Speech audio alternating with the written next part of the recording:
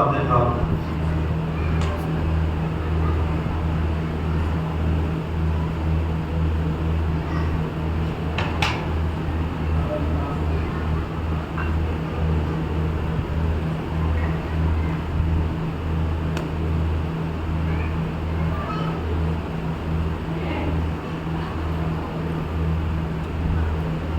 اعوذ باللہ من الشیطان الرجیم، بسم اللہ الرحمن الرحیم، الحمد للہ رب العالمین، الصلاۃ والسلام علی اشرف الانبیاء والمرسلین، سیدنا و نبینا و مولانا بالقاسم محمد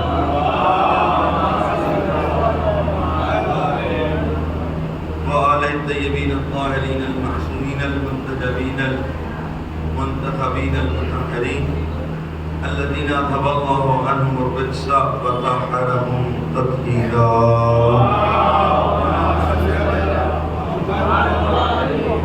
لا سیما بقیت اللہ فی الارضین واللعن والاعداء بالدین من یومنا ھذا الی قیام یوم الدین۔ اما بعد، فقد قال رسول اللہ صلی اللہ علیہ وآلہ وسلم: طوبى لعبد نوما عرفه الله ولم يعرف الناس أولئك هم مصابيح الهدى وينابيع العلم۔ صلوات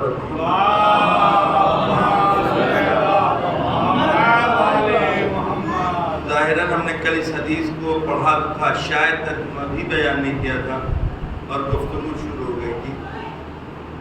اس حدیث کا ترجمہ اور اسی روشنی میں کربلا کے بارے میں ہم نے گفتگو شروع کی ہے۔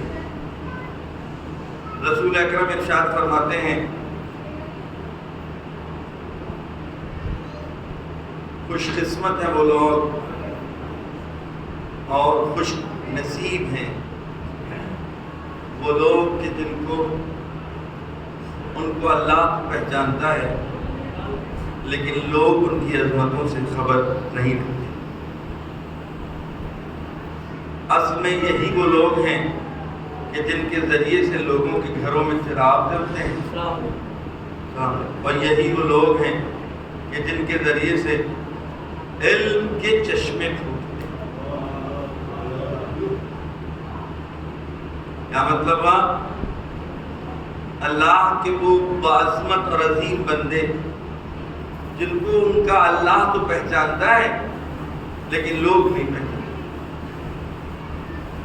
ان کو یہ نہیں پتا کہ میرے گھروں میں یہ جو چراغ جل رہا ہے ان کی بنا پر، وہ ان کی عظمتوں سے ناواقف ہیں۔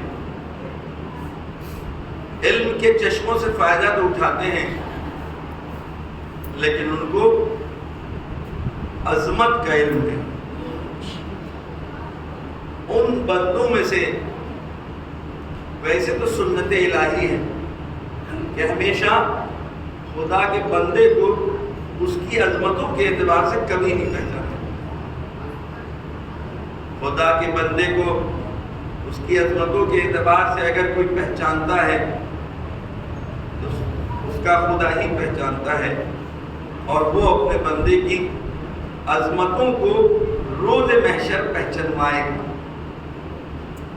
لوگوں کے سامنے، اور لوگوں کی آنکھوں پر پڑے پردوں کو ہٹا کر اپنے خاص بندوں کی عظمتوں کو بتائے گا۔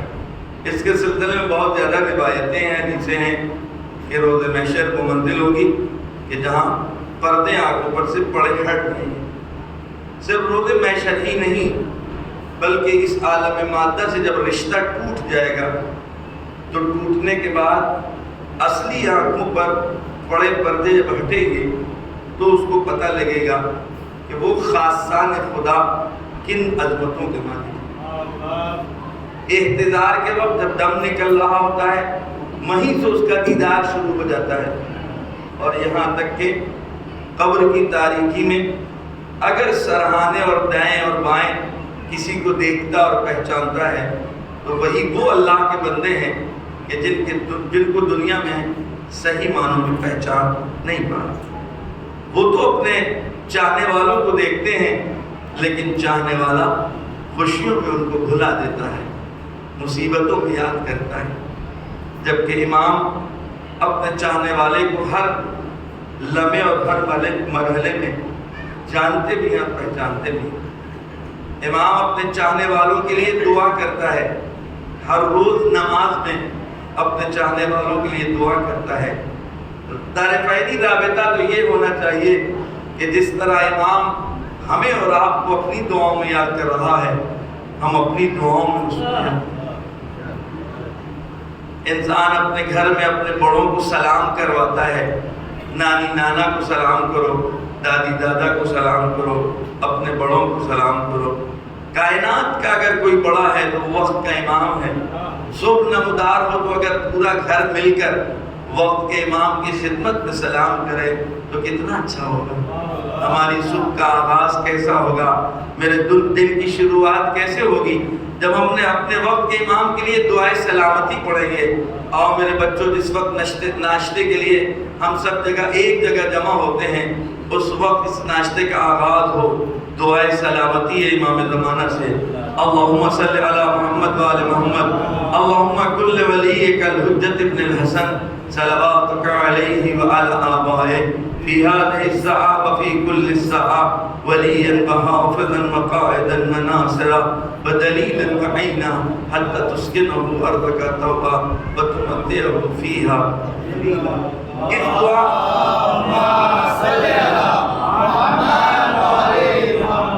اس دعا کے ذریعے سے جب ہمارے دن کا آغاز ہوگا تو پھر کائنات کا ذرہ ذرہ ہماری خدمت کے لیے تیار ہو جائے، اس لیے کہ جن کے وجود کے برکتوں سے کائنات باقی ہے، جب ہم نے ان کو یاد کر لیا اور ان کی سلامتی کے لیے دعا کر لی تو پروردگار پھر ان تمام امام کے چاہنے والوں کو سلامتی عطا کرے۔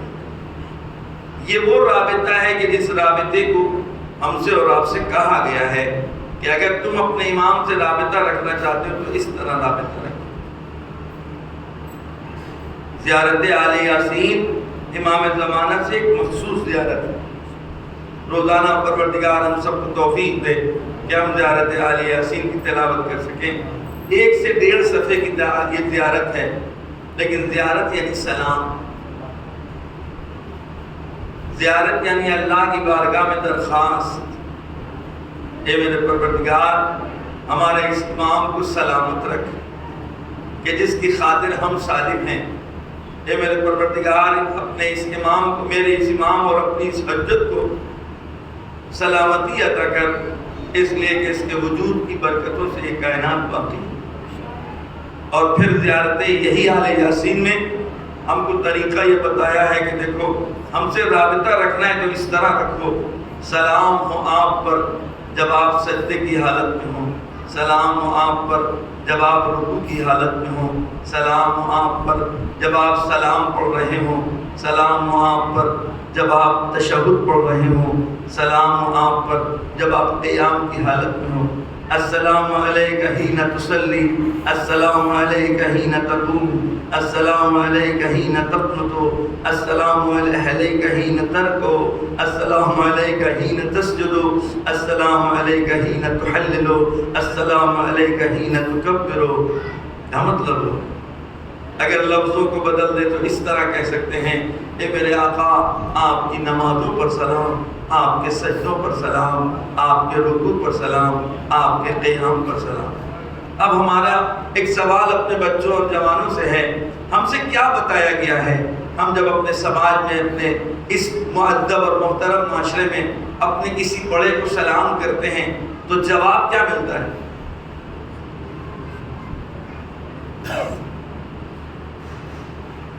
جب گھر کا بزرگ کہتا ہے جاؤ اپنی دادی اور دادا کو سلام کر کے آؤ، تو اس کو دادی اور دادا کا احترام ایک گوشہ ہے، لیکن اس محترم باادب ماں باپ کو پتہ ہے کہ دادی دادا کی زبان سے نکلے ہوئے جو جواباً جملے ہوں گے وہ اس بچے کی حیات اور اس کے مستقبل کو بنائیں۔ میرا امام ہم سے کہہ رہا ہے کہ جب ہم سے رابطہ کرنا تو اس طرح کرو، ہم کو اس طرح سلام کرو۔ امام ہماری سلامتی کی دعا کے محتاج نہیں ہیں، لیکن ہم ان کی دعاؤں کے محتاج ہیں۔ جب ہم ان کو سلام کریں گے تو ادھر سے یقیناً جواب سلام آئے گا. یہ جواب سلام نہیں ہوگا، آفتاب کو خبردار کرنا ہوگا، مہتاب کو خبردار کرنا ہوگا، زمین کو خبردار کرنا ہوگا، آسمانوں کو خبردار کرنا ہوگا. خبردار خبردار، یہ میرا چاہنے والا ہے، اس نے مجھ کو سلام کیا ہے، اب تمہاری ذمہ داری ہے اس کو سلامت رکھو. ایک سلام.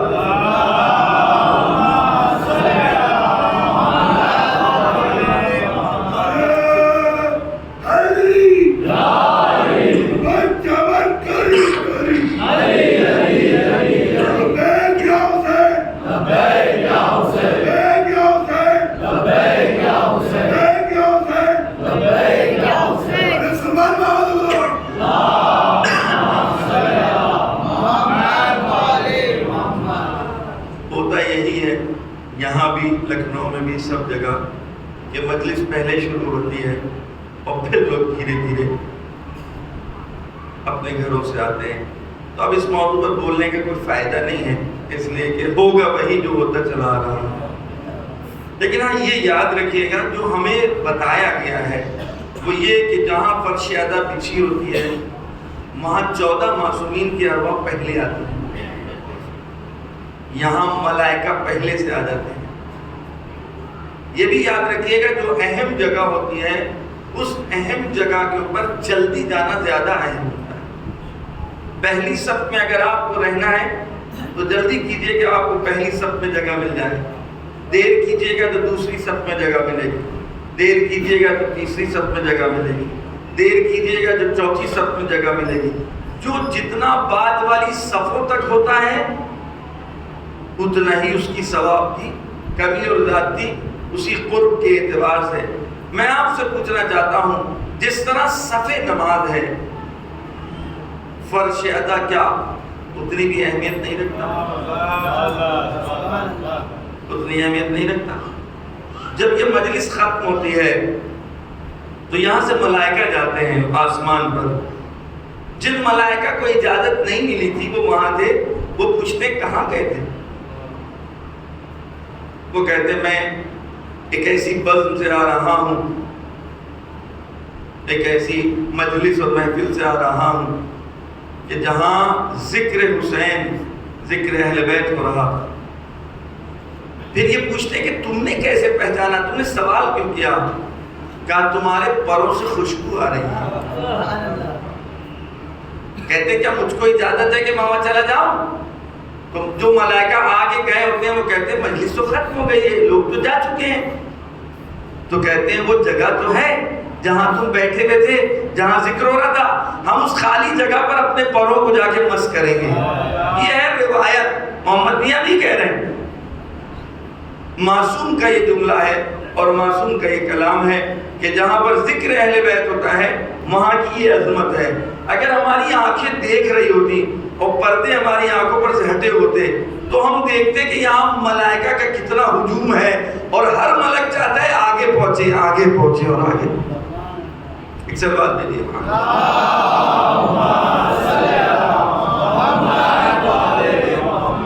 اچھا ہم آج کے اعتبار سے اس کو مثال دے دوں. اگر یہاں بھی ایم ایل اے آ رہا ہو جہاں پہ آپ نے اسٹیج سجایا ہے وہاں 50 کرسیاں پڑی ہوں ایم ایل اے آنے کی، اب آپ انصاف سے بتائیے گا، طے کر کے بتائیے گا، ایسے فنکشنوں میں بھی آپ لوگ گئے ہوں گے 50 کرسیاں پہلے بھر جاتی ہیں کہ ایم ایل اے پہلے آتا ہے؟ یہاں کوشش یہ ہوتی ہے کہ پہلی صف میں کون ہو، اس لیے کہ وہ دیکھ لیں اور اٹھ کر کے آدمی دکھانے لگتا ہے. کبھی ایڑیوں کے بل کھڑا ہوتا ہے اور کبھی گٹوں کے بل کھڑا ہوتا ہے کہ ایم ایل اے صاحب دیکھ لیں کہ دیکھیے میں آپ کے پروپیگنڈے والی محفل گویا فنکشن میں پہنچا تھا. صحیح بھی ہے، کوئی حرج نہیں ہے. آپ جس سے قریب ہونا چاہتے ہیں اس کو انتظار نہیں کرواتے، خود انتظار کر لیتے ہیں. اب ہمیں طے کرنا ہوگا کہ ہم کس سے قریب ہونا چاہ رہے ہیں. آج اگر وقت کا امام انتظار کر رہا ہے اس کی وجہ یہ ہے کہ ہم نے ابھی انتظار کرنا سیکھا نہیں. جس دن ہم انتظار کرنا سیکھ جائیں گے اس دن میرے مولا کو انتظار نہیں کرنا ہوگا، ہم انتظار کریں گے۔ یاد رکھیے گا جس دن ہم نے انتظار کرنا سیکھ لیا اسی دن پہلا دن ہوگا ظہور امام کا۔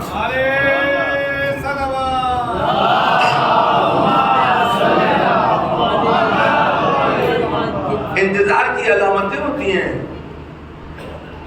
انتظار کی نشانیاں ہوتی ہیں۔ ایک ہمارا بھی انتظار تھا جس دن ٹرین آ رہی تھی، جب ہم پہنچے تو ہمیں انتظار کرنا پڑا۔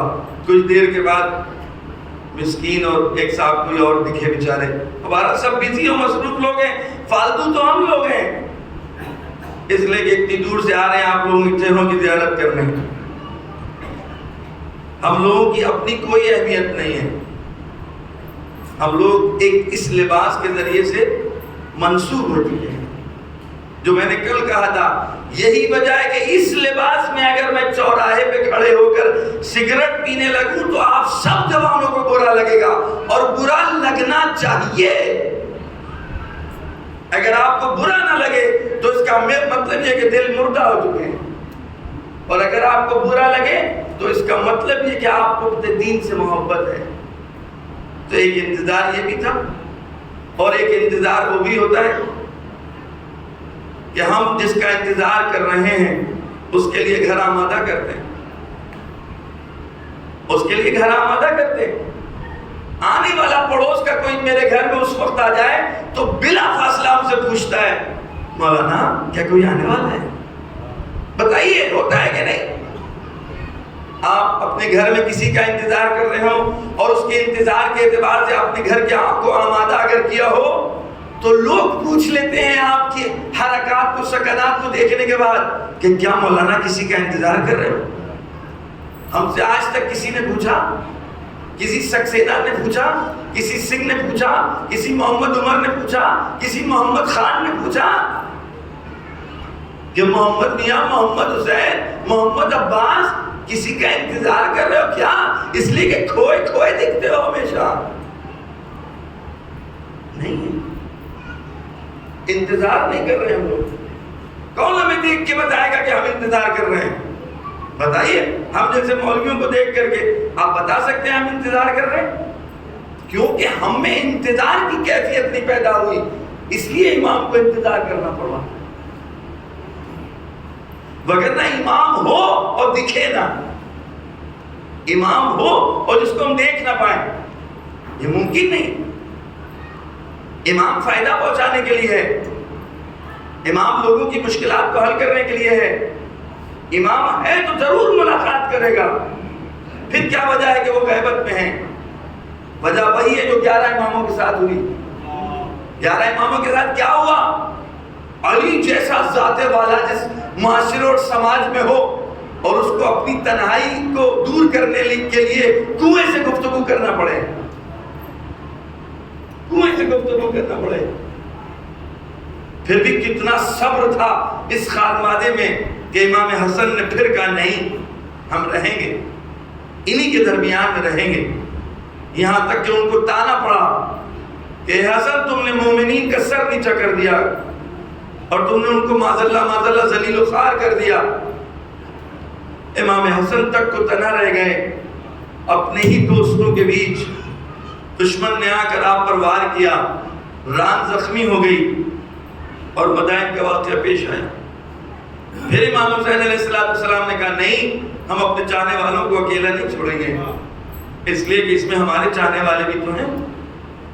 یہاں تک ایک منزل آئی کہ لوگوں نے آپ کو خطوط لکھے، آپ پر حجت تمام ہو گئی، آپ نے مدینہ چھوڑ دیا، اپنی تمام ظاہری آرزوؤں کو جو نانا کے مدار سے وابستہ تھی اپنے ساتھ کنبے اور خاندان کو لیا۔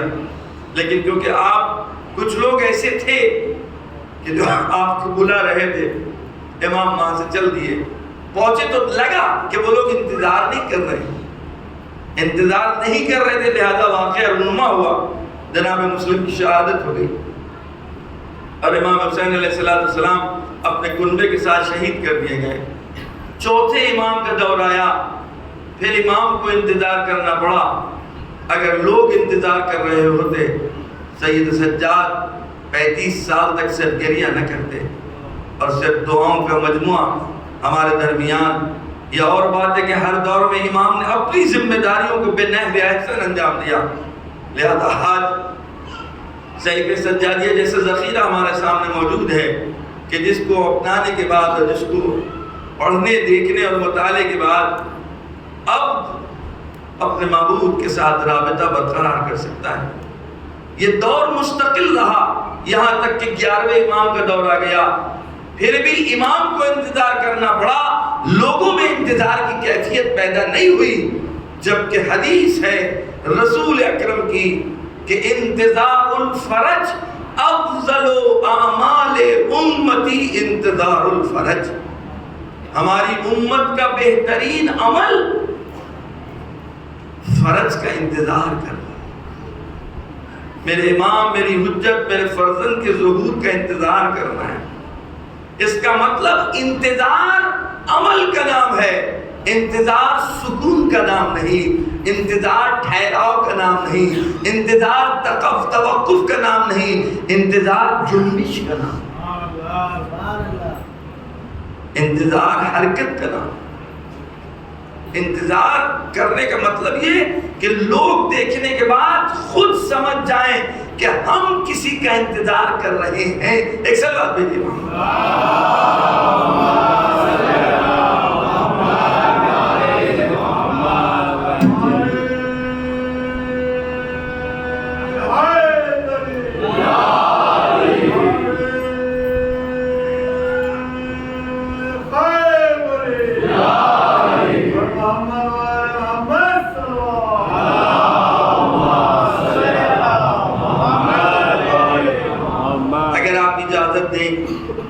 تو اس میں ان ورقوں میں جتنے نام ہیں ان سب کے لیے ایک ساتھ سورہ فاتحہ پڑھوا دیں. اجازت ہے؟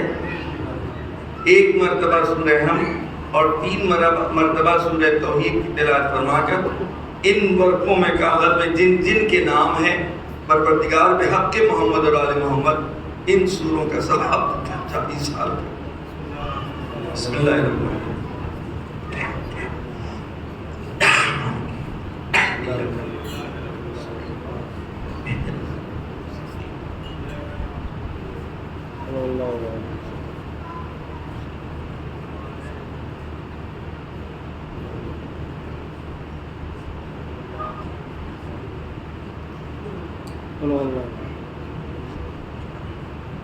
صلوات پر محمد.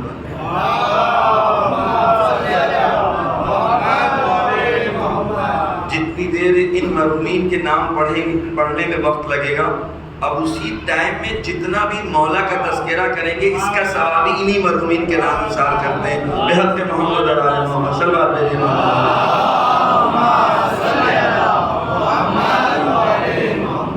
ہم بھول سکتے ہیں، وہ نہیں بھولیں گے. مولا نہیں بھولیں گے. جس نے امام کے لیے دام درہم سخنے اگر قدم اٹھایا کیسے بھول سکتے ہیں. میں نے کل بھی عرض کیا تھا کہ یہ ڈھونڈ ڈھونڈ کر کے لے کر کے رکھتے. لہذا ہمارے علماء کا جملہ ہے بعض کہ حر امام حسین کو نہیں لے کر کے آیا، امام حسین حر کو لے کر کے آیا. یہی فلسفہ ہے ہمارے دین، اس لیے کہ ہمارا دین محبت کا دین، ہمارا دین پیار کا دین ہے. ہمیں جو آج آپ کے سامنے بیان کرنا ہے، ایک طرف کربلا کی گفتگو ہم نے شروع کی تھی اور دوسری طرف آج شب شہادت ہے امام حسن عسکری علیہ السلام.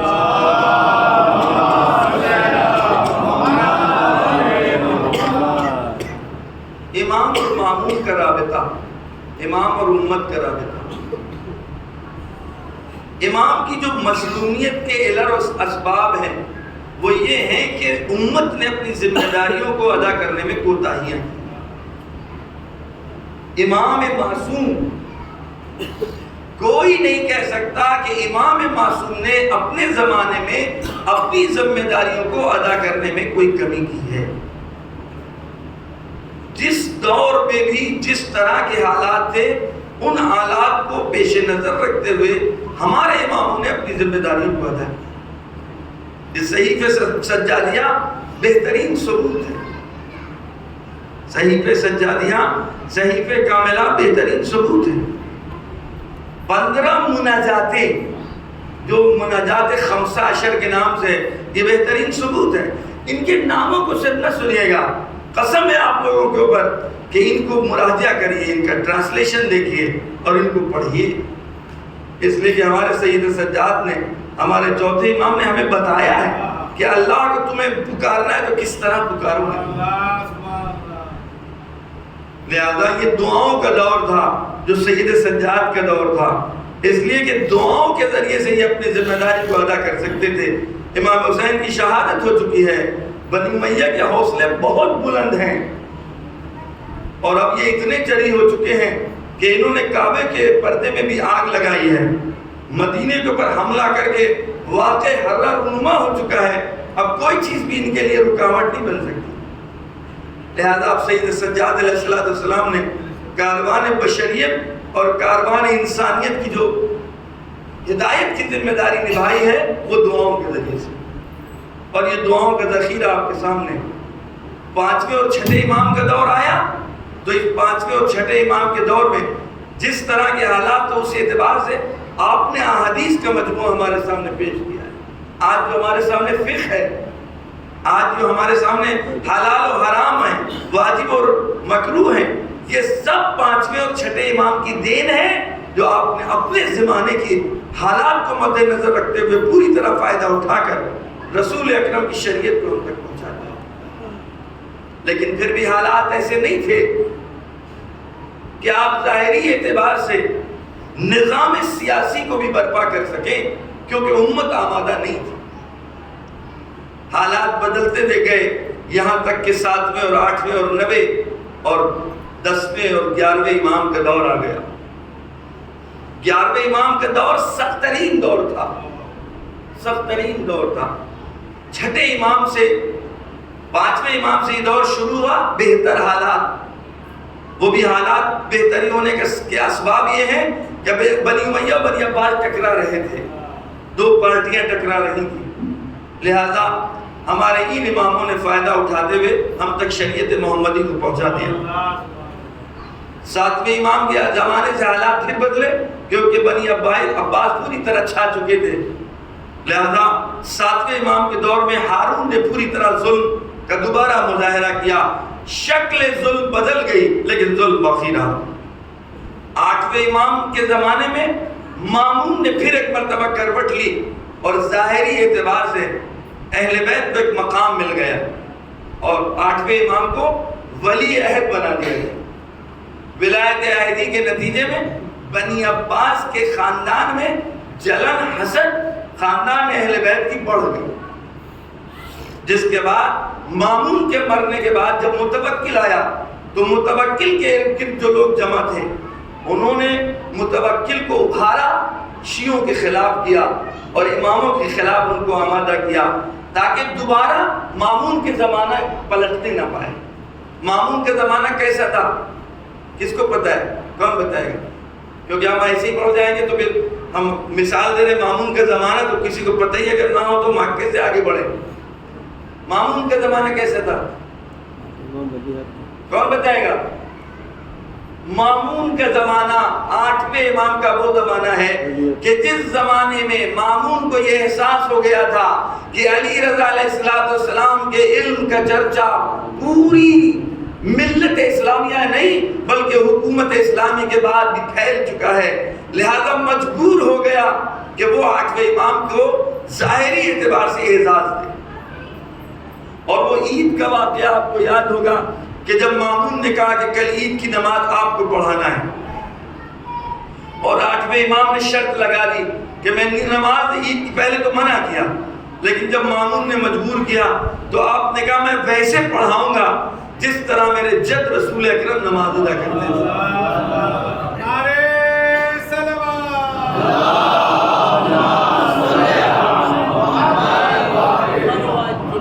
اور پھر 8ویں امام نماز کے لیے نکلے، آستینیں چڑھی ہوئی تھی، گریبان کھلا ہوا تھا، سر پر امامہ تھا، تحت الحنک تھا، پا برہنہ تھے، اور آپ جس علاقے سے نکلتے تھے لوگ جوک در جوک آپ کے ساتھ ہوتے جاتے تھے، اس لیے کہ ان کو احساس ہو رہا تھا کہ جیسے رسول ہیں جو آگے نماز پڑھنے کے لیے جا رہے ہیں۔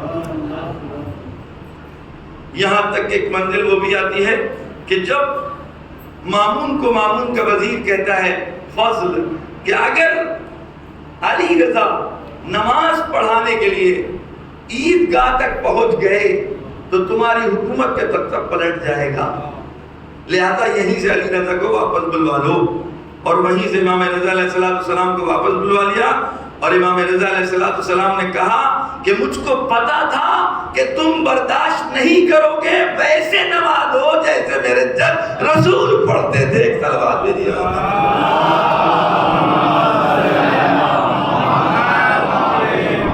میں اپنے بچوں اور جوانوں کو متوجہ کرنا چاہتا ہوں، کوئی نکات نہیں پڑھ رہا ہوں۔ 25 سال کے بعد جب علی نے نماز پڑھی، ادا کی، تو پیچھے سے آوازیں آئیں، آج نماز میں وہ مزہ آیا جو رسول کے پیچھے نماز پڑھنے میں آتا تھا۔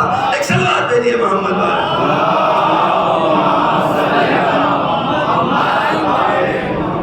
نماز وہی تھی، شکل وہی تھی، رکوع وہی تھا، سجدہ وہی تھا، لیکن لہجہ الگ تھا، نیت الگ تھی، سورے کی ادائیگی الگ تھی، قصد الگ تھا، تقرب الگ تھا۔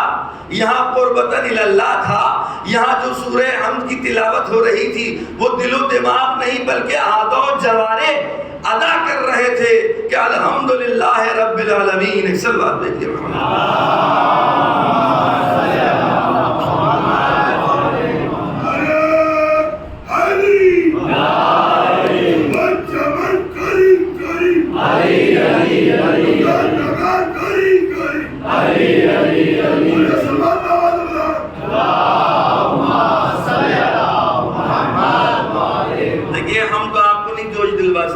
ہماری اس ٹائم کنڈیشن ہے ہی نہیں ایسی، لیکن مشہور یہ ہے بڑے علماء سے کہ پڑھواتے سامعین ہیں۔ یہ بڑے اساتید نے کہا، میں ہم جیسے معمولی سے طالب علم نہیں، اساتید نے کہا ہے کہ ہمیشہ مجمع پڑھواتا ہے، اگر سامعین میں ذوق ہو سننے کا تو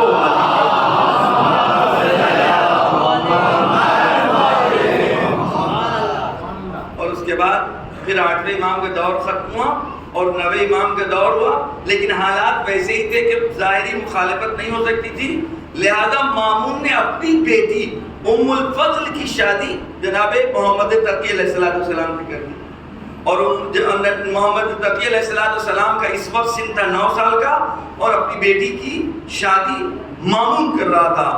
بنی عباس کے بڑے بڑے کیا نام لے اس ٹائم، کیا کہا جائے ان کو، ان سب نے ایک ساتھ مل کر کے اعتراض کرنا شروع کر دیا۔ بڑے بڑے علماء، یہ کیا ہے، تم ایک بچے کو تم نے اپنی بیٹی کی شادی کر دی۔ اس وقت مامون نے کہا جس کو اپنے علم کے اوپر زور اور زوم ہے وہ سب جمع ہو جائیں اور اس بچے سے مناظرہ کر لیں۔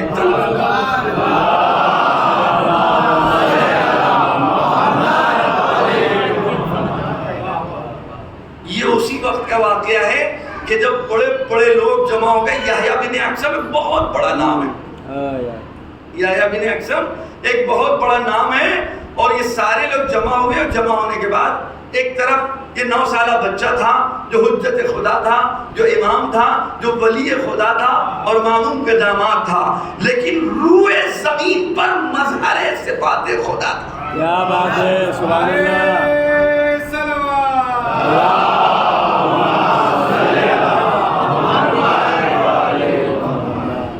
اور لہذا اب یہ سارے جمع ہو گئے اور امام سے گفتگو شروع ہوئی۔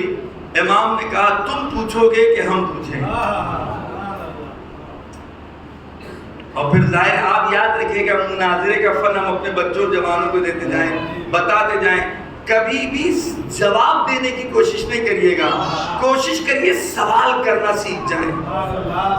1400 سال سے ہم جواب دے رہے ہیں، لہذا میں نے کئی بار اس منبر سے کہا ہے اب ہم جواب نہیں دیں گے، اب تم کو جواب دینا ہوگا، ہم سوال کریں گے۔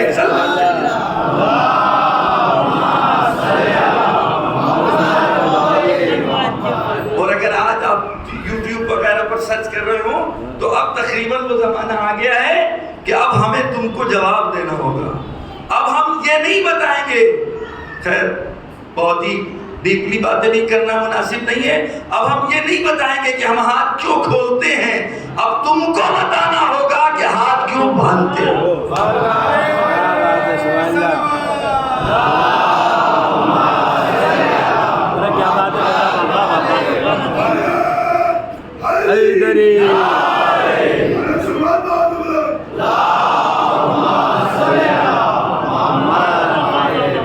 میرے بچوں, میرے جوانوں, اب ہم یہ نہیں بتائیں گے کہ میں سجدگاہ پر سجدہ کیوں کرتا ہوں, اب تم کو بتانا ہوگا فرش پر, قالین پر, دوپٹے پر, جمپر پر, سب پر تم کیوں سجدہ کرتے ہو. کیونکہ وہاں قید نہیں ہے, آپ کسی چیز پہ بھی سجدہ کر سکتے ہیں.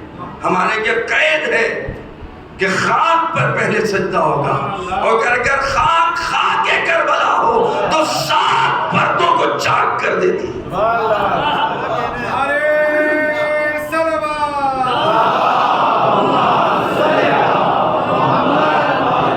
اور قصد توہین نہیں, قصد بے ادبی نہیں ہے. سوال ہے بھئی اب تو میری باری ہے, نہیں 1400 سال ہو گئے, اب تک آپ کی باری تھی, اب ہماری باری ہے.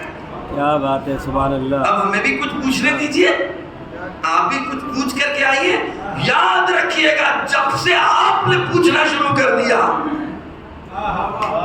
کبھی کوئی جواب دینے والا بر وقت آپ کو جواب نہیں دے گا, کہے گا میں پوچھ کر کے آؤں گا اور بتاؤں گا. نہ کبھی پوچھنے کی نوبت آتی ہے اور نہ کبھی ملاقات ہوتی ہے. ایک سلوات بھیجیے.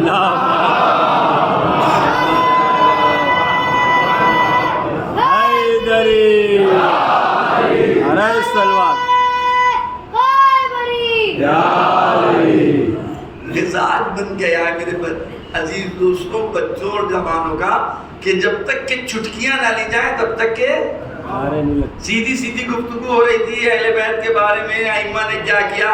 جب جیسے سو رہے ہیں, خواب بالکل کیا ہو گیا, کہاں کی باتیں کر رہے ہیں, دریا اس پار کی باتیں ہو رہی ہیں, اور ادھر 2-4 چٹکیاں لینا شروع کر دی تو گویا پھر مجمع جا کے. ایک سلوات بھیجیے.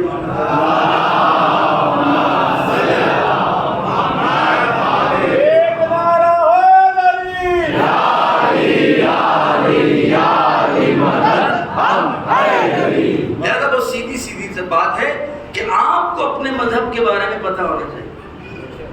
یہ بات سمجھ, آپ کو اپنے مذہب کے بارے میں پتہ ہونا چاہیے, اس لیے کہ آپ کے سلسلے میں مشہور ہے کہ ان کا بچہ عالم ہوتا ہے. لہذا کبھی بھی کوئی بھی آپ سے بحث نہیں کرتا. اور میرے تو الحمدللہ آپ لوگوں کی دعاؤں سے یہ مکے مدینے کے بھی سفر جاری رہتے ہیں. کبھی بھی مکے اور مدینے میں گفتگو شروع ہوئی تو اس نے ہمیشہ کہا کہ کل یہاں پہ ملاقات ہوگی, ہم پوچھ کے آئیں گے. کبھی وہ وہاں ملا نہیں. جب گئے تو یا وہاں کوئی فورس کا آدمی کھڑا ملا یا کوئی لال انگوچھے والا ملا, ہم سمجھ گئے کہ اس نے بھیجا ہے, وہ خود تو نہیں آئے گا. چل بات دے دیے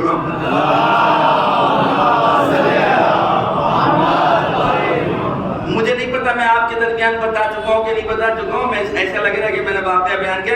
میدان احد میں مجھ کو گرفتار کر لیا گیا تھا زیارت پڑھنے کے اوپر, اور میدان احد میں جب میں گرفتار ہو گیا 2-3 گھنٹے کے لیے تھا, اور ایک تفصیل واقعہ ہے کہ جس کو بچا کے میں نے اس سے کہا تم جاؤ, اس لیے کہ ہم کو تو اب اس نے پکڑ ہی لیا ہے تو کیوں دوسرے لوگ جوکھم میں جائیں. اچھا کیونکہ ہمیں عربی بھی آتی تھی اس لیے بھی ہم نے کہا کہ میں بات کر لوں گا.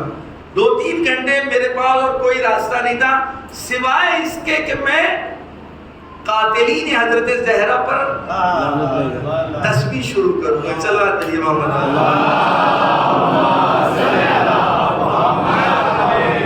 یہ سامنے بیٹھے ہوئے ہیں اور جو لوگ بھی ہمارے ساتھ تھے اسی سال, ہر مشکل کا حل قاتلین حضرت زہرا پر لعنت کی تسبیح ہے.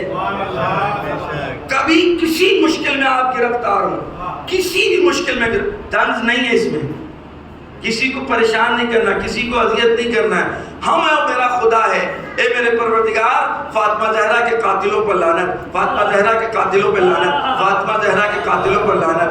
اگر آپ کی مشکل حل نہ ہو تو تصویر بدل دیجیے گا, محمد میاں پہ لعنت, محمد میاں پہ لعنت, محمد میاں پہ لعنت. چلو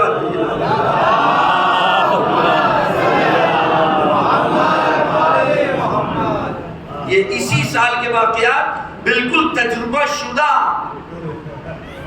راستے بند، جانے نہیں دیں گے آپ کو۔ اگر جانا ہے تو آپ کو میٹرو سے جانا ہوگا، گواہ آپ کے بھوپال میں موجود ہیں، 4 یا 5 لوگ یہاں سے لوگ گئے تھے، کہا میٹرو سے جانا ہوگا، اور میٹرو سے جانے میں ہم پر کفارہ واجب ہوگا، میٹرو سے ہم نہیں جائیں گے۔ میں نے جا کے وہاں فورس سے کہا کہ ہم لوگ میٹرو سے نہیں جا سکتے کیونکہ ہم پر کفارہ واجب ہو جائے گا۔ اب وہ اپنے اعتبار سے سمجھا رہا ہے، نہیں یہ تو وہ ہے وہ ہے۔ ہم نے ان لوگوں سے کہا جب ہم مومنین تھے باب ایک راستہ ہے۔ اب آپ شروع کر دیے تسبیح پڑھنا، قاتلین حضرت زہرا پہ لعنت، قاتلین حضرت زہرا پہ لعنت۔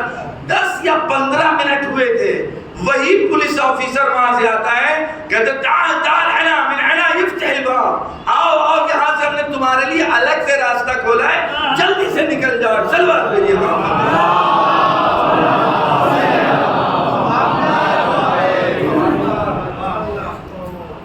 صرف واحد ایک راستہ ہے، اس لیے کہ تاریخ انسانیت پر اگر کسی نے ظلم کیا ہے، ہر انسان حق رکھتا ہے اس ظالم کے اوپر ہمیشہ اللہ کی بارگاہ میں عذاب کی دعا کرتا رہے، اسی کو لعنت کہتے ہیں۔ صلوات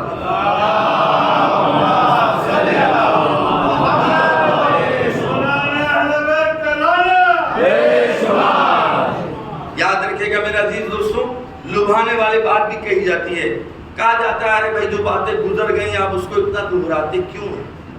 ہو گیا، اب کسی نے کیا، وہ جانے اور وہ جانے اور وہاں حل ہو جائے گا۔ لہذا میں یہ اپنے بچوں اور جوانوں کو بتلا رہا ہوں، جو زہرا پر گزرا اور جو علی پر گزرا اس کا میں انتقام لے بھی نہیں سکتا، کیونکہ انتقام لینے کے لیے برابری اور سنخیت چاہیے، جتنا بڑا ظلم ہو اتنا ہی بڑا بدلہ ہو، ہم وہ بدلہ لے ہی نہیں سکتے، وہ بدلہ صرف خدا لے سکتا ہے۔ بے شک بے شک بے شک۔ اس لیے کہ امام حسین علیہ السلام کے القاب میں ایک لقب ہے السلام علیکہ یا سار اللہ، سنا ہے نا آپ نے؟ السلام علیکہ یا سار اللہ ابن سارے، سلام ہو تم پر کہ جو خون حسین ہے، اور سلام اس پر جو خون حسین کا فرزند ہے۔ لہذا جو خون حسین ہے اس کا بدلہ کون لے گا؟ جس کا خون ہے وہ بدلہ لے گا۔ لہذا خدا بدلہ لے سکتا ہے، اور خدا نے اپنی حجت کو پردے غیب میں اسی لیے رکھا ہے، جب وہ آئے گا تو وہ انتقام لے گا۔ صلوات بھیجیے محمد۔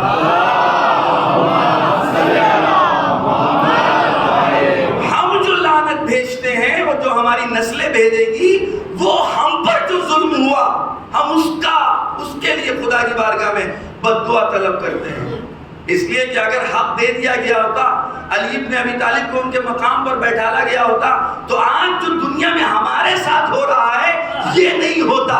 جو دنیا میں آج اس طرح کی شکل و شمائل آج دنیا کو دیکھ رہے ہیں، دنیا اس رنگ کی نہ ہوتی ہے۔ صلوات پڑھیے۔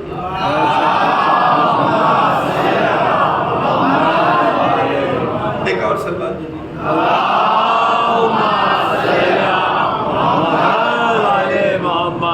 لہذا میرے عزیز دوستو یاد رکھیے گا، پھر وہ ام الفضل کی شادی ہوئی اور وہ وہاں مناظرہ ہوا۔ مناظرے کا پہلا سوال کا تم پوچھو، خطرہ اس کو ہوتا ہے کہ جو بتانے میں یہ ہماری اور آپ کی بات ہے، جہاں ہمیں پتہ نہیں سوال کے جواب آتا ہو یا نہ آتا ہو، اس لیے ہم نے بتایا کہ کبھی سوال پوچھنے کا حق نہ دیجیے گا، کوشش کریے سوال کریے۔ مناظرے کے اصول میں یہ ہے کہ مخالف کو موقع نہ دیجیے پوچھنے کا، سوال کرنے لگے یہ کیوں، یہ کیوں، یہ کیوں، یہ کیوں۔ ہم جو علم لدنی کے مالک ہیں وہ اتمام حجت کرتے ہیں، کہا تم پوچھو گے کہ ہم پوچھیں؟ اس نے یہ سوچا کہ ان کو پوچھنے کا موقع نہ دے، ہم ہی پوچھ لیں۔ صلوات بھیجیے محمد۔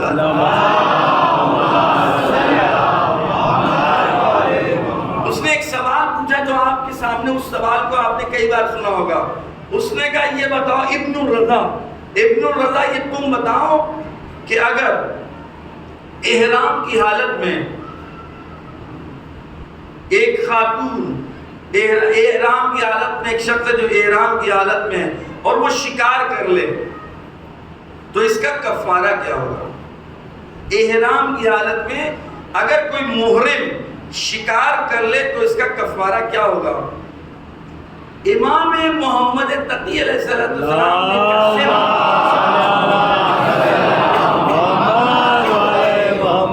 جن کا سن 9 سال کا تھا، انہوں نے اس سوال کی جو شقیں نکالی وہ تقریباً 4000 کچھ تھی.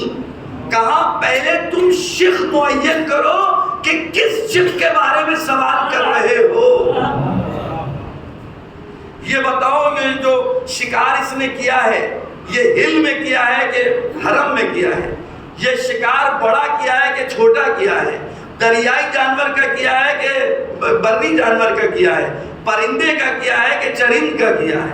حلال جانور کا کیا ہے کہ حرام جانور کا کیا ہے؟ بس یہ حضرت سوال پہ سوال کرتے جائے اور اس کا منہ کھلا کا کھلا ہی رہے گا. آخر میں کہا آقا آپ ہی بتائیے کہ اس کی جوابات کیا ہے. سلمان بھیجیے.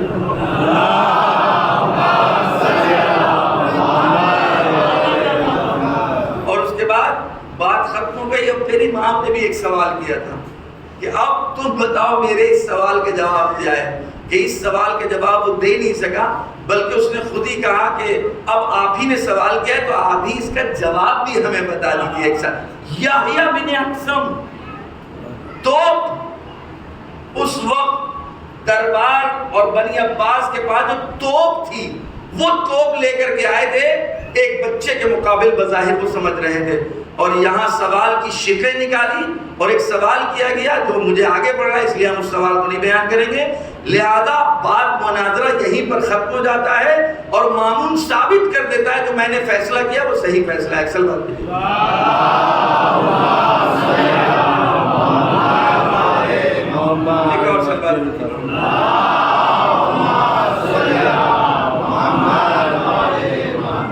یہاں کے بعد مامون کے بعد متوکل آیا.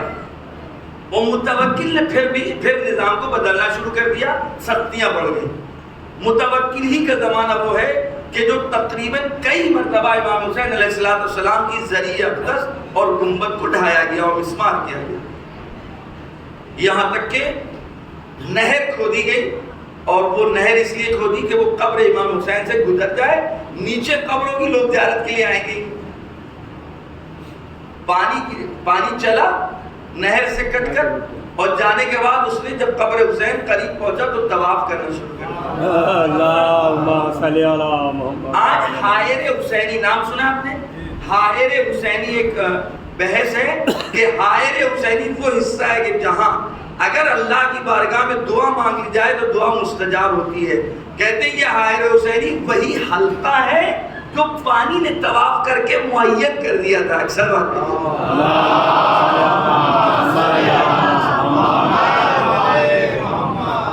یہ متوکل کا دور ہے. یہاں سے سختیاں شروع ہو جاتی ہیں. متوکل کا جب بیٹا آتا ہے تو اس نے پھر تھوڑی سی آسانی دی لیکن اس کے بعد بنی عباس میں بہت زیادہ خرابیاں پیدا ہونے لگی. دل خرچی، اسراف، اپنی ذاتی زندگی کو بہت زیادہ خریدنا، خرید و فروخت، لونڈیوں کو خریدنا، گانا بجانا، رقص، یہ سب کچھ بہت زیادہ ہو گیا جس کی بنا کے اوپر بنی عباس متزلزل ہونے لگی. اور ترک لوگوں کا کہ جو غلام کی طور پر اس درباروں میں رہا کرتے تھے ان کا غلبہ زیادہ ہوا. یہ وہ دور تھا کہ جہاں پر اب 9 امام کے بعد سے سلسلہ زیادہ سخت ہونے لگا دوبارہ ائمہ کو. اور 10ویں امام اور 11ویں امام کو بنی عباس نے سامرا بلا بھیجا کہ اب ان کو ہم مدینے میں نہیں رہنے دیں گے بلکہ اپنے سامنے رکھیں گے. کیوں؟ اس لیے کہ یہ روایت اور حدیث بہت زیادہ مشہور ہو چکی تھی کہ انہی کی اولادوں میں یعنی امام حسن عسکری کا ایک فرزند ہوگا جس کا نام مہدی ہوگا اور جو ہماری حکومت و تخت کو پلٹے گا اور پھر وہ عدل و انصاف کی حکومت کو قائم کرے گا. کیونکہ چرچا ہو چکا تھا لہذا اس راز کو جاننے کے لیے بنی عباس نے ہمارے آخری 2 اماموں کو سامرا بلا بھیجا اور سامرا میں بلا کر کے اپنے سامنے رکھا. 10ویں امام کا دور تھوڑا سا ڈھیلا تھا لیکن جب 11ویں امام کا آیا سختی بڑھ گئی. 6 سال تک آپ کا دور امامت رہا. کتنا؟ 6 سال کا. آپ اپنے باپ کی وفات کے بعد 6 سال تک امام رہے. 6 سال میں 3 سال جیل میں تھے. 6 سال میں 3 سال تک آپ زندان میں تھے. حالات اتنے خراب ہو گئے تھے کہ امام کو امام کے چاہنے والوں سے بھی ملنے نہیں دیا جاتا تھا. لیکن 10ویں امام کے بعد سے ائمہ نے خود اپنے چاہنے والوں سے ڈائریکٹ ملاقاتیں کم کر دی تھی. اور 11ویں امام نے تو ملاقات کا موقع بھی ملتا تھا تو پردے کے پیچھے سے ملاقات کرتے تھے, پردے کے سامنے سے آگے ملاقات نہیں کرتے تھے. کیوں؟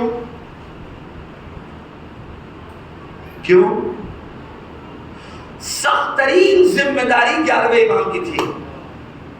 ان سخت ترین ذمہ داریوں میں 2 اہم ذمہ داریاں تھیں. امام کی ولادت کی خبر بھی دینا اور امام کی جان کو بچانا بھی. یہ دو بظاہر اپوزٹ ہیں ایک دوسرے. اگر امام کی ولادت کی خبر نہ دیں تو 11ویں امام کے بعد شیعہ 11ویں امامت پر رک جائیں کہ 12واں پیدا ہی نہیں ہوا, جبکہ 12واں امام ہی آنے والا نجات دلائے گا, برپا حکومت عدل و انصاف کی برپائی ہوگی اور دین محمدی اسی کے ہاتھوں سے پھیلے گا. یہ بالکل حقیقی اور واضح ترین احادیث تھی. لہذا اب 11ویں امام کو اپنے بیٹے کی ولادت کی خبر بھی دینا ہے, اور اگر خبر عام ہو جائے تو جان کا خطرہ ہے. اگر لوگوں کو پتہ لگ جائے کہ وہ فرزند پیدا ہو چکا تو ان کے گھر میں, کیونکہ باقاعدہ سامرا میں ہے, فوج کے بیچ میں آپ کو رکھا گیا ہے, لہذا وقتاً فوقتاً آپ کے فوجی آیا کرتے تھے, تو اب جان خطرے میں ہے. لہذا اب امام کے لیے سخت ترین حالات تھے کہ امام کو بچائیں بھی, امام کو پہچنوائیں بھی. ایک صلوات بھیجئے.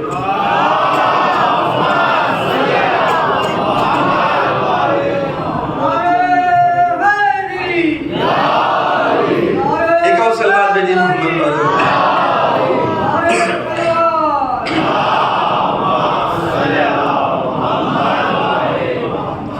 لہذا 11ویں امام نے بنحو احسن اس ذمہ داری کو نبھایا اور ایک نظام وکالت قائم کیا جو 6 امام سے شروع ہوا تھا.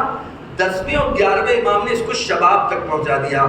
یعنی خود ائمہ اپنے چاہنے والوں سے کم ملتے تھے. کیوں؟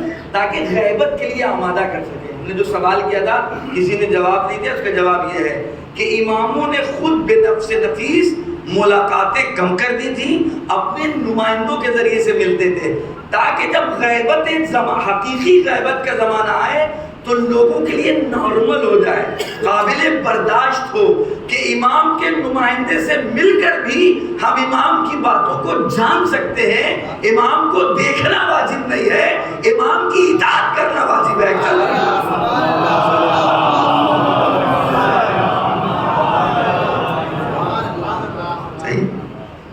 پھر لوگوں کے ذہنوں میں سوالات پیدا ہونے لگے کہ امام ہیں تو دکھتے کیوں نہیں, اور اگر امام ہیں اور دکھ نہیں رہے تو ان سے فائدہ کیا پہنچے گا. تو 12ویں امام نے جواب دیا, لکھ کر کے جواب دیا کہ جس طرح بدلی کے پیچھے, ابر کے پیچھے چھپ کر آفتاب تم کو فائدہ پہنچاتا ہے, اسی طرح پردے غیب میں رہ کر ہم تم کو فائدہ پہنچا رہے ہیں. ایک صلوات بھیجئے محمد.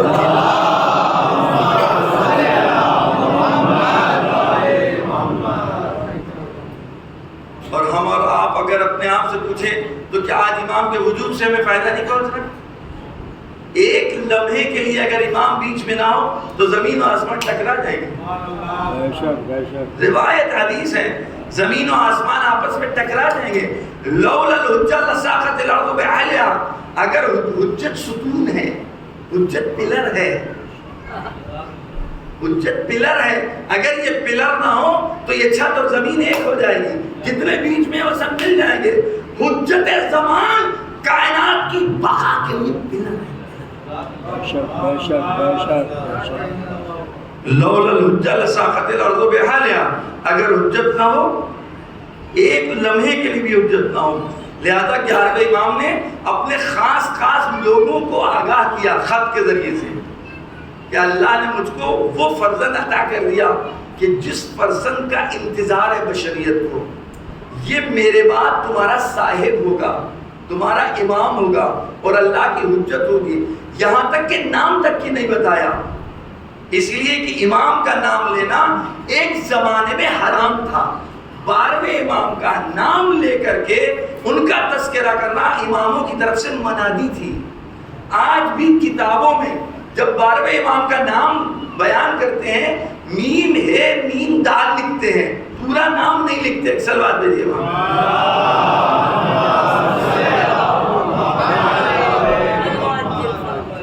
لہذا 11ویں امام نے جو اہم ترین کام تھا, ساتواں نے وکالت کو اپنے جانب سے نمائندے معین کیے, ایک بغداد میں, ایک قم میں, ایک سندھ میں, ایک ایران میں, جو امام کی طرف سے نمائندے تھے. اور یہ امام اور لوگوں کے درمیان رابطہ تھے, رابط تھے, لوگوں کی مشکلات کو پہنچاتے تھے, امام سے جواب لے کر ان تک پہنچاتے تھے. جو وجوہات شریعہ تھی, خون, زکوٰۃ, ان تمام چیزوں کی رکومات کو لینے کے بعد ہر علاقے کا جو نمائندہ تھا امام کی مرضی کے اعتبار سے وہاں کے ضرورت مندوں تک وہاں تقسیم. لہذا آج بھی امام کا حق جو لوگ نکالتے ہیں, امام اس کے محتاج نہیں ہے, خود ہمارا سماج اس کا محتاج ہے. اگر نظام میں یہ خمس کا پیسہ آ جائے تو ہمارے سماج اور معاشرے میں کوئی ایسا نہیں ہوگا کہ جو ہاتھ کسی غیر کے پاس پھیلائے. ایک سلوات دے دیجیے.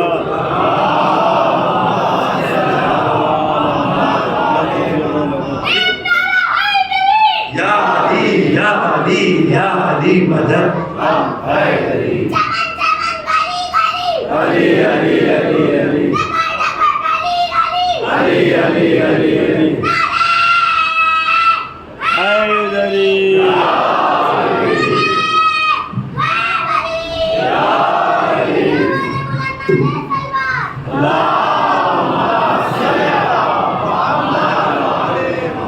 یاد رکھیے گا میرے عزیز دوستوں, امام کے وجود سے اگر ہم کو امام کے وجود کی برکتیں مہم ہیں, امام کا حضور اس وقت ہوگا, ظہور اس وقت ہوگا جب ہم آمادہ ہو جائیں. ہم ابھی آمادہ نہیں. میں نے عرض کیا کہ ہم میں انتظار کی کیفیت نہیں ہے. اگر انتظار کی کیفیت ہو تو نارمل زندگی نہیں ہو سکتی. اور اس لیے امام غیبت کے پردے غیب میں, اما ہم امام سے غائب ہیں, ہم امام کو نہیں دیکھ پا رہے ہیں, لیکن امام اگر ہمیں یہ یقین ہو جائے کہ امام ہمیں دیکھ رہا ہے, زندگی بدل جائے گی. اگر بیٹے کو پتہ لگ جائے دور سے باپ نے دیکھ لیا تو سگریٹ ہاتھ سے چھٹ جاتی ہے, بولا اس نے نہیں دیکھا, اس کو یہ پتہ لگ گیا میرے باپ نے مجھے دیکھ لیا ہے, اس لیے کہ اس کو یقین ہے کہ کوئی ہمیں دیکھ رہا ہے. اب ہم اپنے آپ سے پوچھیں کہ امام ہمیں دیکھ رہے ہیں کہ نہیں. جب امام کا ظہور ہوگا تو لوگ کہیں گے ارے ان کو تو ہم پہچانتے ہیں, یہ تو ملے تھے ہم کو, میں وہاں بھٹک گیا تھا, انہوں نے ہم کو راستہ بتایا تھا, میں وہاں مشکل میں گرفتار تھا, انہوں نے میری مشکل حل کی تھی. یہ روایتوں میں امام فرماتے ہیں کہ میں تمہارے گھروں میں اس طریقے سے آنا جانا ہے کہ جس طرح لوگ فرشوں پر قدم رکھتے ہیں اور جاتے ہیں. اب ہمیں طے کرنا ہوگا میرے گھر میں جو فرش بچھا ہے آیا اس قابل ہے کہ امام کا پیر پڑے. اگر نجس کپڑا قالین آپ کیا ہو تو مجھ جیسا ادنا سا طالب علم پیر نہیں رکھے گا اگر ہمیں پتا ہو کہ فرش نجس ہے. سمجھ رہے ہیں آپ؟ ہمیں یقین ہونا چاہیے کہ وہ ہمیں نہیں بھلا سکتے. جس دن وہ بھلا دیں گے کائنات میں بھلا دے گی, ختم ہو جائیں گے. امام کا یاد رکھنا ہمارا وجود ہے. آج جو ہم باقی ہیں یعنی امام ہمیں یاد کیے ہوئے, ہمیں یاد کیے ہوئے. دعائے کمیل میں یا رب یا رب یا رب, ایک اللہ کا بندہ پوری رات یا رب یا رب یا رب, شیطان اس کے پاس پہنچا کہتا ہے پوری رات ہم سن رہے ہیں تم پکار رہے اپنے اللہ کو, اے میرے پروردگار, ایک میرے پروردگار. اس نے بھی تمہارا جواب دیا. وہ سوچنے لگا کیا جواب تو نہیں آیا, کہا تو پھر کیوں رٹی لگائے گا. وہ سوچنے میں مجبور ہو گیا, اسی سوچ میں سو گیا. خواب میں الہامی کیفیت پیدا ہوئی, اے میرے بندے بہکنے میں نہ آنا, تیری زبان پر میرا نام میری لبیک ہے. یہ جو تو مجھ کو پکار رہا ہے یہ تو نہیں پکار رہا ہے, تیری زبان پر میں جواب بن کر کے آیا ہوں. اگر کربلا ہمارے درمیان میں ہے، ہمارے بچے اور ہمارے یہ جوان عزاداری سے وابستہ ہیں، اس کا مطلب امام کی نگاہیں ہم پر اور آپ پر ہیں۔ بس میں بات سمیٹ رہا ہوں۔ بس میرے عزیز دوستوں، 11ویں امام کا یہ دور سخت ترین دور کہ جس میں امام نے ذمہ داریوں کو نبھایا، یہاں تک کہ وفد قم سے آتے تھے اور آپ اس 13 سالہ 3 سالہ امام مہدی کو اس کے سامنے ان کے سامنے آپ نے پیش کیا اور فرمایا یہ ہے میرے بعد تمہارا امام، اس کی اطاعت تم پر واجب ہے اور اس سے تم جو سوال کرنا چاہتے ہو تم سوال کرو، یہ تمہارے سوالوں کا جواب دے گا۔ لانے والے اپنے ساتھ کچھ گٹھریاں لے کر کے آئے تھے جس میں خمس و زکوٰۃ کا پیسہ تھا۔ 11ویں امام نے کہا کہ اس بچے کے سامنے پیش کرو۔ 3 سالہ بچے کے سامنے جب وہ گویا مال پیش کیا گیا تو امام نے پہلے تو پتہ بتایا، دیکھو اس گٹھری میں فلاں نے اتنے، فلاں نے اتنے، فلاں نے اتنے، فلاں نے اتنے دیے ہیں، اور فلاں نے جو دیا ہے اس کا مال ہم پر لینا حرام ہے کیونکہ وہ نجس ہے، وہ ہم نہیں لیں گے، ہم نہیں لے سکتے ہیں۔ 11ویں امام نے جب سنا کہ یہ میرا بیٹا یہ کہہ رہا ہے تو 11ویں امام نے اپنے بیٹے سے پوچھا، میرے لال اس کو علت تو بتا دو کہ کیا وجہ ہے؟ کہا اس لیے کہ اس نے ابھی حق کے حقیقی ہمارا نکالا نہیں ہے، یہ نجس مال ہے، یہ ہم نہیں لے سکتے۔ یہ 3 سالہ امام مہدی علیہ السلام اس آنے والے جو آپ کے لیے لایا گیا تھا، آپ نے وہاں مشخص کیا کہ یہ میرا ہے، یہ میرا ہے، اور یہ آپ واپس کر دو، جس نے بھیجا ہے اس کو واپس کر دو، یہ اس کو واپس کر دو۔ اس طریقے سے امام نے اپنے بعد والے آنے والے امام کو پہچنوایا اور اس کے بعد آپ نے حفاظت اس طریقے سے کی کہ ولادت کے دن تک آپ کی سگی پھوپھی کو بھی نہیں پتا تھا کہ ولادت ہونے والی ہے، اور جب آپ نے اپنی پھوپھی کو خبر دی کہ پھوپھی جان آج میرے گھر آپ آ جائیے گا، اس لیے اللہ نے جس چیز کا وعدہ کیا ہے وہ آج روئے زمین پر آنے والا ہے، تو پھوپھی نے فرمایا میرے لال کوئی آثار تو نہیں ہے؟ کہا پھوپھی جو میں نے کہا ہے وہی ہو کر کے رہے گا۔ اور پھر جناب حکیمہ خاتون جو آپ کی پھوپھی ہیں وہ آئی ہیں اور وہ آثار نمودار ہوئے اور آغوش میں امام مہدی تھے۔ ایک صلوات بھیجیے۔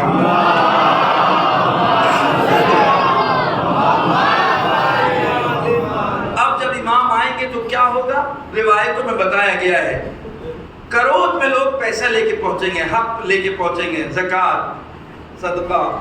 کروڑ والے کہیں گے یہاں کوئی ضرورت مند نہیں ہے، اس کو لے جائیے اسٹیشن پہ۔ اسٹیشن پہ آئیں گے تو اسٹیشن والے باہر ہی کھڑے ہوں گے، کہیں گے یہاں کوئی ضرورت مند نہیں ہے، یہاں کی ضرورتیں ہم لوگ پوری کر دیں گے، یہاں سے کہیں اور لے جائیے، پھر لکھنؤ لے جایا جائے گا۔ لکھنؤ والے کہیں گے یہاں کوئی ضرورت مند نہیں ہے۔ آج کیسا معاشرہ ہے؟ آج بانٹنے والا دوبارہ قسم کھا لیتا ہے کہ کبھی لکھنؤ میں آنا نصیب نہ ہو، اس لیے کہ لائے تھے 10 مانگنے والے 100 ہیں، کوئی بال نوچ رہا ہے، کوئی کپڑے پھاڑ رہا ہے۔ ایک صلوات بھیجیے۔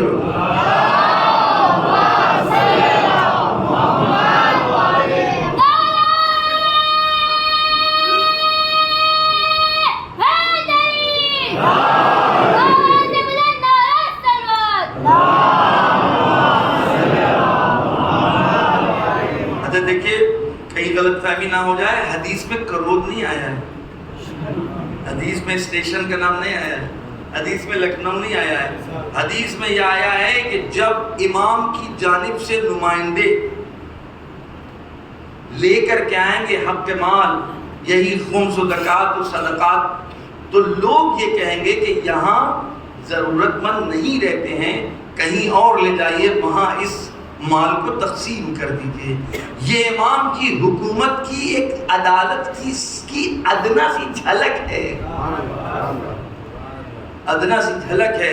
اسی دور کے سلسلے میں روایتوں میں موجود ہے بھیڑ اور بھیڑیا ایک ساتھ ایک گھاٹ پر پانی پیے گا، اس لیے کہ بھیڑ کا بھی شکم سیر ہوگا اور بھیڑیے کا بھی شکم سیر ہوگا، اور جب شکم سیر ہو تو حد سے تجاوز نہیں ہوگا۔ اکثر بات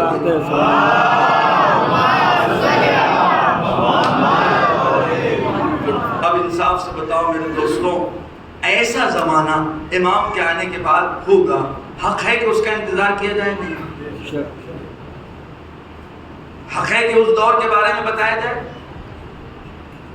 حکومتیں اپنے پروجیکٹ کو لے کر کے چلایا کرتی ہیں، بتایا کرتی ہیں ہم آئیں گے تو یہ کریں گے اور یہ کریں گے اور یہ کریں گے اور یہ کریں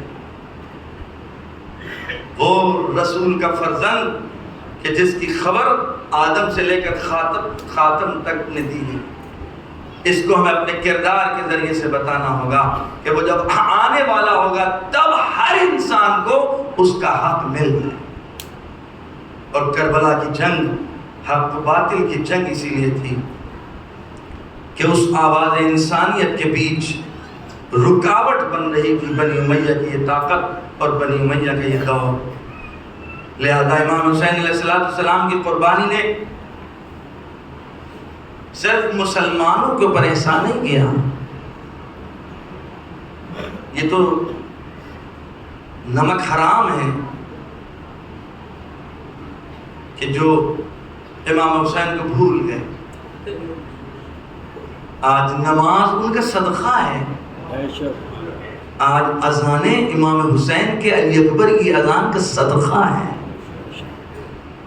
آج اگر صدائے قبر باقی ہے تو کربلا کی دین ہے۔ خدا کی قسم صدائے تکبیر کو یزید اور یزید فوج نے کربلا میں دفن کر دیا تھا،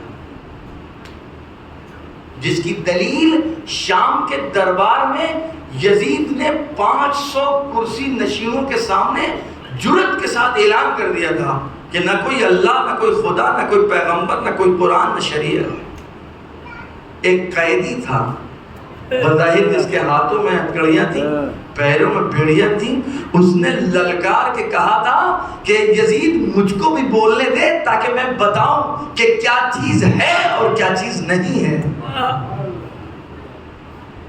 شام کے راستے میں طلحہ کے بیٹے نے امام سجاد علیہ السلام سے کہا تھا، سجاد بتاؤ جب جیتے ہو کہ ہارے ہو؟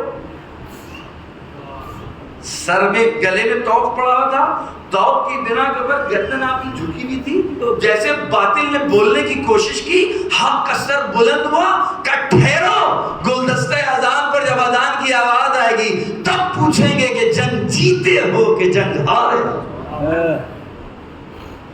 اور دربار شام میں ان 700 کرسی نشینوں کے سامنے یزید نے جب انکار کیا دین و شریعت کا، تو سید سجاد علیہ السلام نے اسی قیدی کیفیت میں اور اسی زنجیروں اور بیڑیوں کی حالت میں للکار کر کے بتایا تھا کہ میں کس کا بیٹا ہوں۔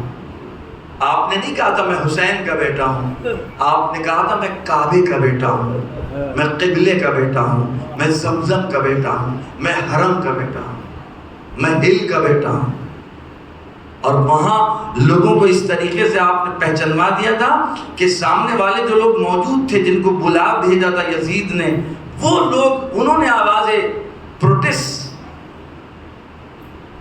ظاہر کی اور کہا تو کچھ اور کہہ رہا تھا، تم نے تو کہا تھا یہ سارے باغی ہیں اور بغاوت کرنے والے ہیں، ہم نے باغیوں کو قتل کیا ہے اور باغیوں کے گھر والوں کو قیدی بنا کر کے لائے ہیں، اگر باغی ہوتے تو اس طرح بولتے۔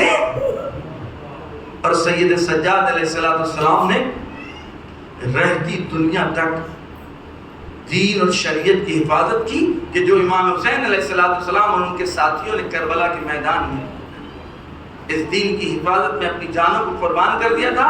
اور اب یہ ذمہ داری بے شکل عزائے امام حسین سید سجاد کے کاندھوں پر تھی اور زینب ام کلثوم کے دوش پر تھی۔ لہذا اب یہ قافلہ، یہ اہل حرم کا قافلہ مبلغ خون حسین بن گیا اور مبلغ دین و شریعت بن گیا۔ اور پھر ایک وقت وہ بھی آیا کہ جب آپ کو رہائی کا حکم ملا کہ آپ چاہے یہاں رکیں اور چاہے مدینے چلے جائیں۔ یاد رکھیے گا اتنے جلدی رہائی کا حکم کیوں مل گیا، یزید کیوں مجبور ہو گیا؟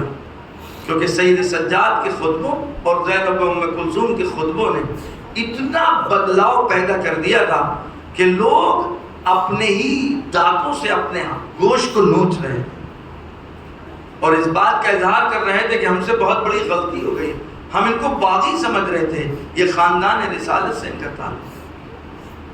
اور پھر ایک وہ وقت وہ بھی آیا کہ جب وہ اثاثہ واپس ہونے لگا کہ جس اثاثے کو لوٹا تھا، بس میرے عزیز دوستو، میں نے آپ کی زحمت کو تمام کیا۔ اثاثے میں انصاف سے بتائیے کیا ہوگا؟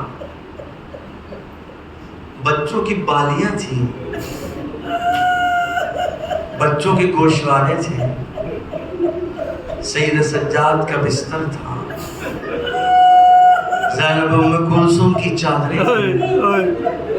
آج میں ابھی دیکھ رہا تھا کہ مسکین وہ مرثیہ پڑھ رہے ہیں، ادا نہیں کر پا رہے ہیں کہ جب چادروں کے چھننے کی بات آئی، انصاف سے بتاؤ 1400 سال کے بعد ہم مرثیہ ادا نہیں کر پاتے، سید سجاد نے کیسے برداشت کیا ہوگا؟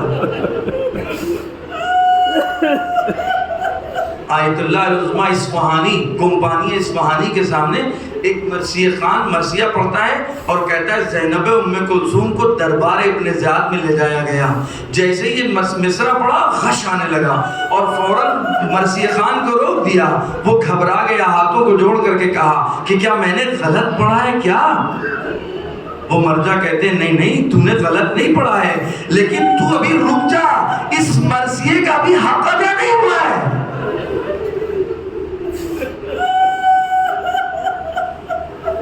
زینب اور شرابی کا دربار،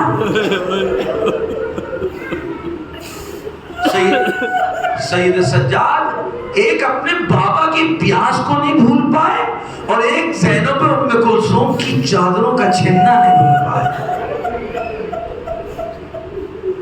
سید سجاد علیہ السلام کربلا کے بعد 35 سال تک زندہ رہے ہیں۔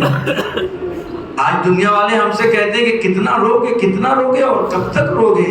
سید سجاد سے کسی نے بھی ایسے ہی سوال کر لیا تھا، سید سجاد نے سب جواب دیا تھا، وائے ہو تجھ پر، یعقوب کے 12 فرزند تھے، ایک فرزند آنکھوں سے اوجھل ہو گیا، اتنا روئے کہ قرآن کہہ رہا ہے وَبِيَضَّتْ عَيْنَاهُ، آنکھیں پتھر ہو گئی تھی۔ اور میرے 18 یوسف پیاسے قتل کر دیے گئے۔ اور اسی لیے کہ جب آپ کسی قصاب کو دیکھتے تھے تو فوراً جا کر کے پوچھتے تھے رکو یہ بتاؤ کہ تم نے اس جانور کو پانی پلا دیا ہے، کھانا دے دیا ہے؟ تو جب قصاب جواب دیتا تھا مولا ہم قصاب کسی بھی جانور کو بغیر آب و دانہ دیے ہوئے قتل ذبح نہیں کرتے، امام تڑپ جاتے تھے، ہائے میرا بابا، ہائے میرا بابا پیاسا قتل کر دیا گیا، ہائے میرا بابا پیاسا قتل کر دیا گیا۔ آیا بہتے ہوئے دریا پر جانور پانی پی سکتے تھے لیکن میرے بابا کو پانی نہیں ملا۔ آپ کے ایک چاہنے والے نے کہا آقا کب تک روئیں گے؟ اور اس کے بعد جب امام سے اس نے کہا آقا ارے شہادت تو آپ کی میراث ہے، بس سید سجاد تڑپ گئے، اے مینار تم نے انصاف لے گیا، شہادت ہماری میراث ہے، لیکن جس کی دادی کا دلالہ رات کی تاریکی میں اٹھا ہو، اس کے گھر کی ماں بہنوں کو سرنگ درباروں میں لے جایا جائے۔ کیسے کوئی بھول سکتا ہے؟ سید سجاد اس منظر کو کیسے بھلا سکتے ہیں؟ سید سجاد فرماتے ہیں ارے ہم لوگوں کو اس طرح لے جایا جا رہا تھا جیسے ترک و دیلم کے غلاموں کو لے جایا جاتا ہے۔ امام فرماتے ہیں کچھ ایسی سخت ترین مشکلات کا سامنا اور اس طریقے سے بے ادبی اور بے احترامی کی جا رہی تھی، فرماتے ہیں ہم لوگوں کو ایسے محلوں سے لے جایا جا رہا تھا کہ جن محلوں میں اسلام کے دشمن رہتے تھے، جہاں یہود و نصارہ تھے، وہاں جانے کے بعد تو ایک ندا دی جاتی تھی آؤ ہو تو بدرہ کا بدلہ لے لو، اس لیے کہ انہی کے گھر کے مردوں نے تمہارے مردوں کو قتل کیا۔ امام فرماتے ہیں ہمارے